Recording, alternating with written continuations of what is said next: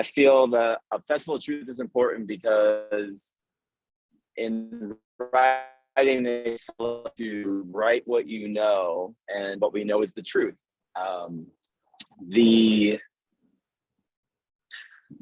There's a lot of really great stories that I heard from the other playwrights in this festival, and I'm really excited to see how they're able to fictionalize and dramatize all of these true stories into works that audiences can enjoy without actually having to live through these experiences.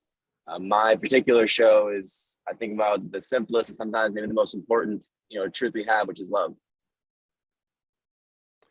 I think it's very important for a person to be allowed to speak their truth and to bear witness to what happened to them or what they've observed or what they've seen happen. Because I think that in the end, it's really important that we live in a truthful society, not a world of alternate facts and make-believe. I enjoy telling stories, even when I was a kid. I originally wanted to be a screenwriter, but when I kind of fell in love with theater and plays and musicals, I really liked using dialogue in the language to tell the story, set the scene. I found it more challenging and more satisfying to write. I really like getting people in a room together to read a script, and then seeing that go from page to stage. 3 words.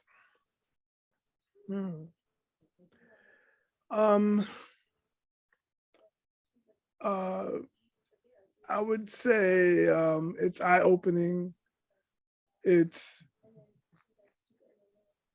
truthful, and it's enlightening. From this play, I would say it gets better from here. I think there's a lot of frustration, there's a lot of heartache, there's a lot of questioning that happens in the show, and then at the end, I kind of like to write shows that have a little bit of an ambiguous ending where you can kind of guess what kind of happens, but it's there's still some options or possibilities. So I probably just tell them it gets better from here. It's we got here and you're at a good place, but it gets better. The Wiz. I saw The Wiz on Broadway. My 2nd grade class was taken to Broadway Theater to see that. And I saw Stephanie Mills, who, when she was older than me, but not that much older, at least I didn't think so. I think she must have been about 15. And I was probably about 7 or 8. But the thing is to see a kid up there doing that and everything, it really made me feel like I could do it too. I guess the 3 things that I want everyone to see is either think back to when something like this happened to them, reflect on this happening to them at the right time, or maybe looking forward to maybe something like this happening to them in the future. So it's kind of the same thing, but just depending on where they are. So I try to write, shows that are based in truth that either have happened to me or happened to someone I know, and they connect with one or all the characters. Again, either that's they see themselves in the character, they used to see themselves in that character, or they think they will see themselves in that character in the future.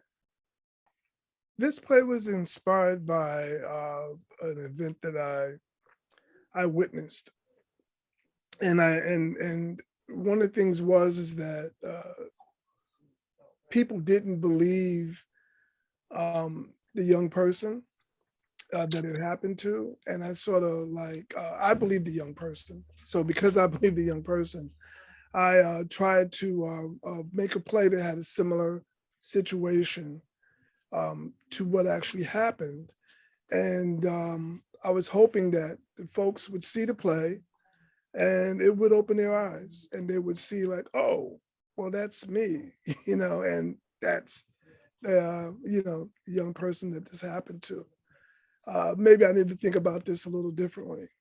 One of the things is that while I was writing the play, I discovered that 82% of sexual assault victims are, teens. and female. And one of the things is that people don't believe them. And it's incredulous that, people will tie themselves into a pretzel in order to make the perpetrator's story or the denial be true, but they'll flat out just deny, the young female person that is trying to tell them what happened to them. I think what I love most about theater is how everybody has to show up to the theater for it to happen. It's not like having a show that's being streamed where people can just watch it as they want, when they want, during it, they eat during it. Like you have to show up as an audience member, pay attention, put your phone away and see what's going on. The actors have to show up and they have to be on their game. They can't, they're on their second takes. They have to get it right the one and only time the audience gets to see it. And same thing with the people backstage, lights, sounds, everything. Everyone has to show up. Everyone has to be on their game, and everyone has to all agree to, enjoy the shared experience. Oh, I love how it's a communication between the writer, the actors, the director, and the audience.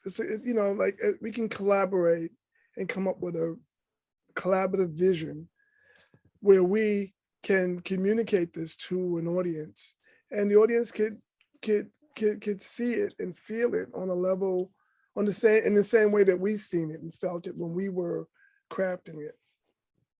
I think that one of the great things about theater as opposed to film is that theater is changeable. Nobody sees the same show twice. And if there's any corrections that you want to make later on, you can make those corrections and improve your show.